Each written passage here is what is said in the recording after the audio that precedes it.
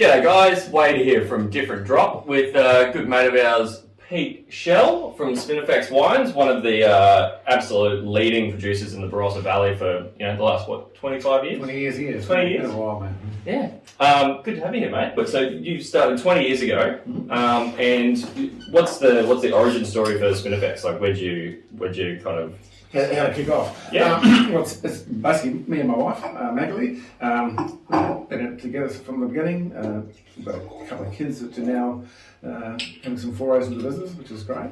But yeah, so it's a small family company. I'm a Kiwi, the wife's from family from France. Yep. We've got some sort of roots outside of Australia. They both studied and worked in the Barossa and just fell in love with the place. There's so much viticultural heritage and just history, and we've just been sucked into it. And for the sort of wines that we make, I don't know whether there's a better place in the Southern Hemisphere to do it. Yeah. A lot of small growers, small family growers with a lot of history in the Barossa, like 150 years of growing.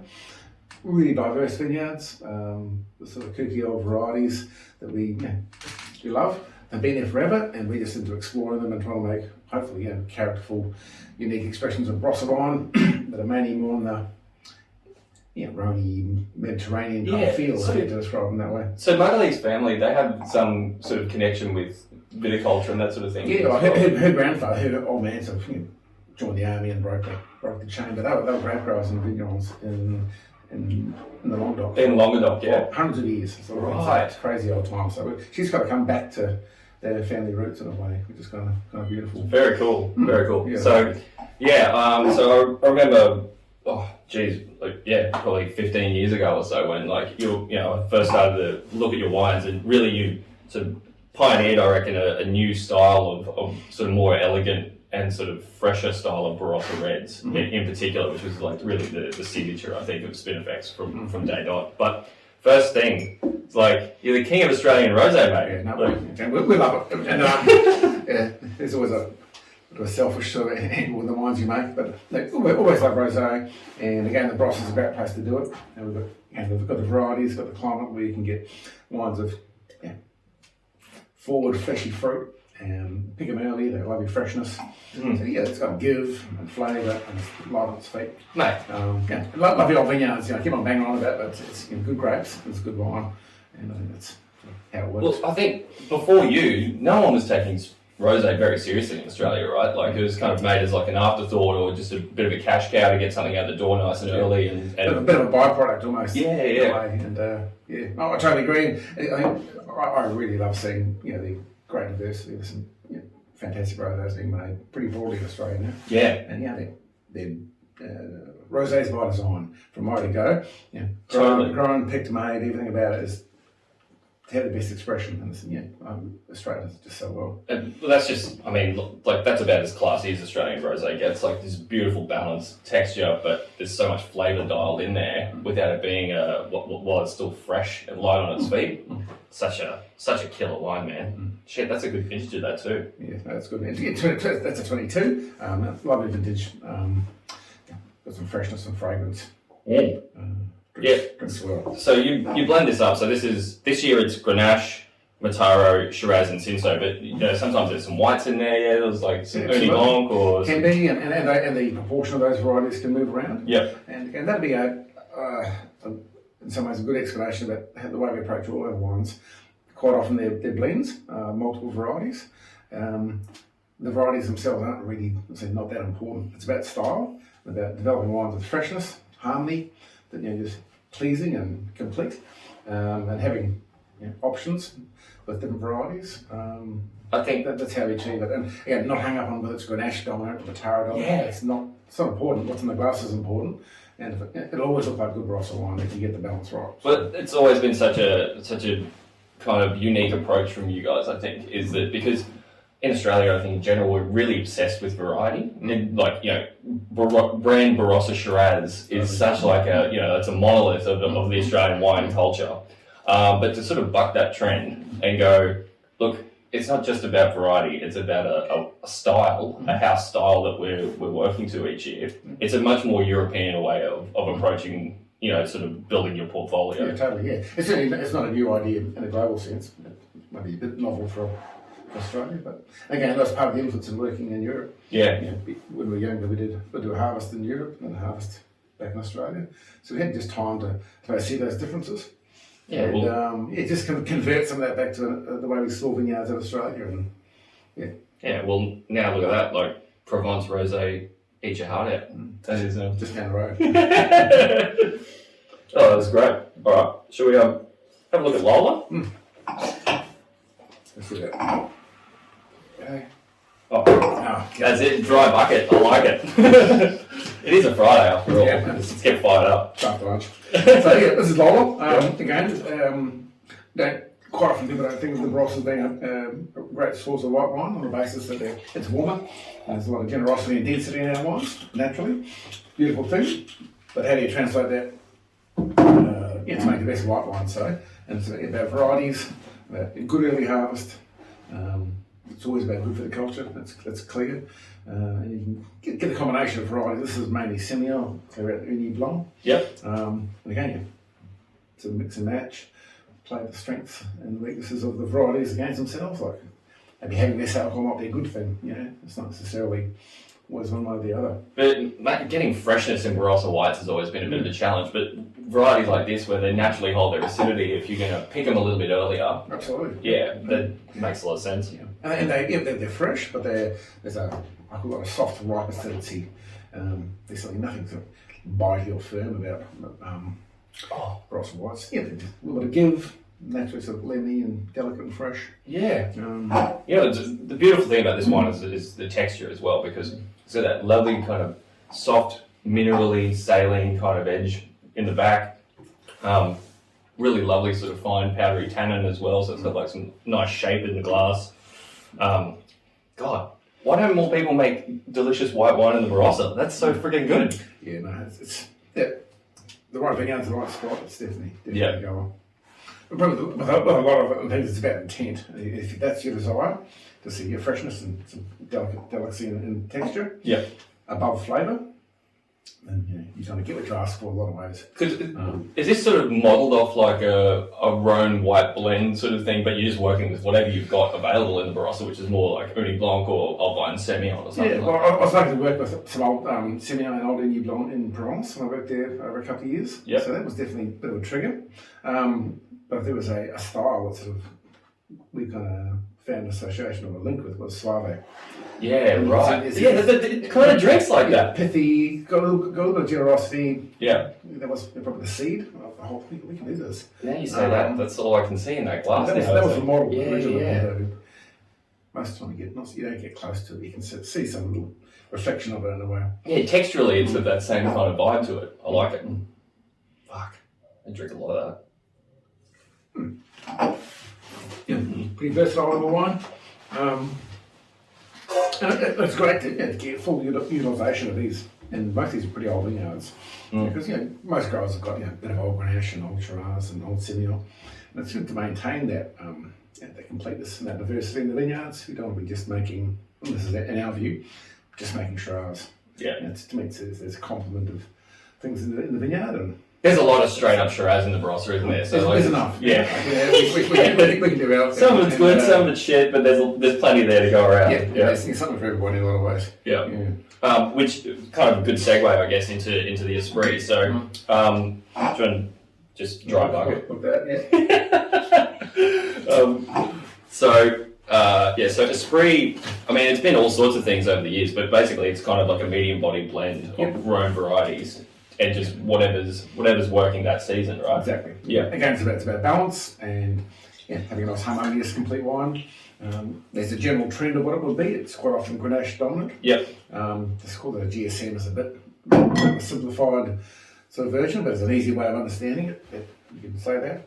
Generally Grenache, generally Mataro, generally a bit of Cinsault, maybe some Shiraz, bits and pieces. But again, it's about trying to get balance. In 21, lovely vintage, but quite low yielding Grenache. We sort of complemented the very strong Grenache we had in 21 with some Mataro, which is maybe a little more elegant and open and perfumey. So that sort of found its place. So the philosophy is consistent with the rosé, the blended white Lola. It's another version of it. Yeah, this is kind of like a pigeon pet, like Lola and Esprit, pretty much. I'd see that. Yeah.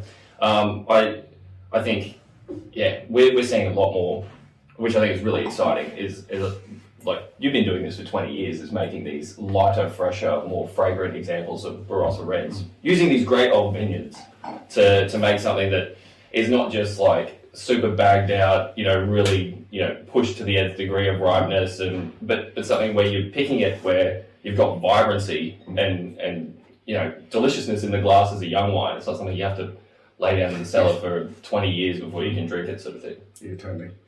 And again, you can carp on about that's about good grapes and good vineyards and handle them with some sensitivity. Again, you aim to pick early to make these fresher wines, but if they're the best wines always still taste like good Barossa. There's still a give a generosity to the flavour. Yeah. That's kind of always in there. Whether it's what's happening white or these blended wines, you can see the Barossa. It's a depth and a warmth without being loose and heavy and totally because you can go too far the other way, right? Like sometimes we see people coming in there like, look, I've picked this, and you kind of just pick this. It's almost a rosé. There's like this is dry red. It hasn't gotten there so that it's got the Barossan thumbprint on it, where you can see that warmth and sunshine in the glass, which is what that's what you want to see. You want to see regionality. There's a right window where it's best expression. Yeah. Absolutely. Yeah. And it sounds a bit kind of mysterious how you consider this, but you can pick a tomato off out of your backyard, and one day to the next exactly where it's at, and it's only that complicated. There's no mystery about it. You can you look at it, smell it, and you go, today it's good. And I've never nailed that. Only time I've ever managed to grow tomatoes, it goes absolutely insane. I get a million of them, and I'm like, I'm going to pick those in a couple of days, and then by the time I come back, they're all eaten. You stick with curating and selling wine. You do that pretty well. I can't stay off the garden. I can't do anything to save myself. I'm going to feed your kids. Yeah. All right, so red hot. So I think that this really exemplifies a lot of your house style of reds, blending things up, making things that are a little bit more complex and delicate than just your straight up full throttle Barossa. And just thank you very much for pushing that agenda and 20 years ago, so that now the modern Barossa is starting to look a little bit different. And I think you've had a massive impact on that. So thanks, Pete. Yeah, cheers. And there's a great section of winemakers in the valley and in South Australia, I'm sure, and obviously nationally, that are right into it, and it's absolutely a pleasure to be on board with people who are really trying to maximise it. It's fun. Yeah, and it probably brings us to, I guess, what the other side of the Spinifex label is. Yes, there's all these beautiful blended wines, but then it's also about site expression. So you can put it in a good year, some of these hero blocks, make a standalone cuvee, make it a single variety, and really try and show off the vineyard. Is that sort of the idea with these? Yeah, absolutely. We've got a lot of growers. We grow a portion of our fruit. We've got a couple of vineyards, lovely old vineyards. They're all pretty small, and when you're prepared to work on, I suppose, I think it is the scale of nature. There aren't big parcels of lovely old vineyards, and the soils are naturally variable. If you can work on that same scale of nature, you're going to get the most unique expressions from those vineyards. You mix it all together. Yep. You have big parcels that are sort of homogenised. You kind of lose some of that detail, maybe. Yep. It's like a sort of high resolution view on Barossa vineyards. Sure, zooming right in. Yeah, just to that little personalised expression of the vineyard. And if you can work that way, and over time you see the special sites, then these special little ones that pop up. They're normally kind of, say, God-given. They're from the vintage. Yep. They don't make them. They're kind of there. Yeah, right. And we jump on them. It's a great opportunity to have a small bottling and go, they're unique. They've got great personality. They look like Barossa, but they've got their own. So you don't see this in the vineyard and go oh, that's going to be on the money this year. I'm going to keep that aside. It's just once you just process everything the same and then have a look at it and you go, wow, that really stands out this year once it's finished wine. A bit of both. Again, I'm getting pretty old. Yeah. I'm starting to see things pretty clearly early on. You don't always get it right. Yeah. But you might have a view of saying, this is looking like it's coming together beautifully. Yeah. But ultimately, you can you can't wish it to be true. If it's good enough, and it's there in the cellar. Yeah. It's done. And that's a great example. That's from a lovely old vineyard that we've been share farming for a few years. 21 was a very modestly yielding Grenache vintage. The crops were naturally low, and it still delivered a wine with a lot of flavour depth. In my view, fair bit of sort of tannic power for Grenache particularly. It's got this balance again. Sweet, earthy fruit. Still got that little Barossa kiss in the middle of it all. God, Firm and dude, long. that is fucking sensational. God, I love Barossa Grenache when it's made like this. Like, That's right. It's because you still got rosy perfume, like prettiness up front, but the depth and the power of that wine is just like very controlled and very gentle. But it's probably nice strong back end. Yeah. So, with while we're on this topic, old vine Grenache. It's a big thing about like old vine Shiraz and the Barossa and old vine Grenache. Do you think older vines make better wines? Generally speaking, and I suppose to preface it, you'd say, why are they still there? Why are they still have a commercial reality after 100 years or 120 years? And a shithouse vineyard just won't get that old, like it'll be pushed out and forgotten about. So there's something innately successful about it. It's been proven by nature and by the wine culture. It's been retained and valued for that long. So that's sort of evidence of success. But in my mind, the beauty of old vineyards is there's a complexity to their aromas you can't get in young vines. There's a tannin quality. There's a fine, dense, late tannin you see in good old vineyard wines that is unique to them. You can get a lot of power and fruitiness in young wines. From young vineyards. Beautiful, but they don't have that sort of unique complexity and tannin quality, in my view. That you get from old vineyards. That's a special thing. There's a little more sophistication and detail to them, but hard to describe exactly how that expresses. It's not a flavour or an aroma necessarily, but it's just a little more enigmatic and complex and detailed and fine. And these lovely late fine tannins. I think that shows that tannin quality. Absolutely. And it's firm. They're not heavy. There's an innate quality to it. And that's why I get it. I love old vineyards. They're beautiful things to work with. It's fascinating. Years ago, I remember talking to Marco Cirillo, and he said basically exactly the same thing. So he's got oldest Grenache on the planet. I'm like, why? Is it better because it's old? He's like, no, it's not. That the wines aren't better because the vineyard's old. It's, how do you put it? So they're not old because they're great. They're great because they're old. Or the other way around. So it's the other way around. I fucked that up. But totally. Well, I own the vineyard across the road from him. Right. He's my neighbour. Right. And exactly the case. That's it's proof evident of success. It's sustainability in a true sense. No one's ever pulled them out because year after year they keep delivering, and you're like, well, something's working here. There's value. Absolutely. It's a beautiful thing. It's awesome, man, and such a beautiful lineup that you've got. You got about 40,000 wines. So it's a bit out of control. So if we're going to taste a lot, it would be like a 2-year YouTube video. But this is a pretty good snapshot, I think, of sort of what you guys are up to at the moment. I get pretty excited, but there's certainly a thread of a stylistic imprint on what we do. I think for sure. Anything new and exciting in Spinifex? Like, your block up in Eden, or? But we're lucky at these couple of lovely old vineyards, one in Eden Valley and one right in the heart of the valley, so next to Marco. Got some beautifully mature vineyards in both. Planting some Grenache, or planted Grenache up in the highest parts of Eden Valley, which is looking stellar. Cool. Looking magic. We've got one called Sol Solis. Yes. Which is a Grenache vintage from 22, which is mainly from that vineyard, and actually from this as well. It's a combination, and that's super exciting. I'm probably not going to be in the game long enough to see that vineyard at full expression, but I think it's going to be magic. So that's exciting. I love growing grapes and doing the whole road to go process is absolutely captivating. So we're lucky to do what we do. It's great, mate. Well, as I say, I think you've been at the front of my list of like my favourite Barossa producers for since I've been drinking booze, really. So, great pleasure to taste these with you, and thank you so much. Pleasure, hey. I mean, you guys did a great job. Fantastic. Cheers, Pete. Thanks, Thank you very much. Cheers, bro. All right, thanks, guys. Check out Spinifex. All things Spinifex are fucking delicious. So, yeah, from rosé, white, red, whatever you like, he's got it for you. Cheers. Cheers.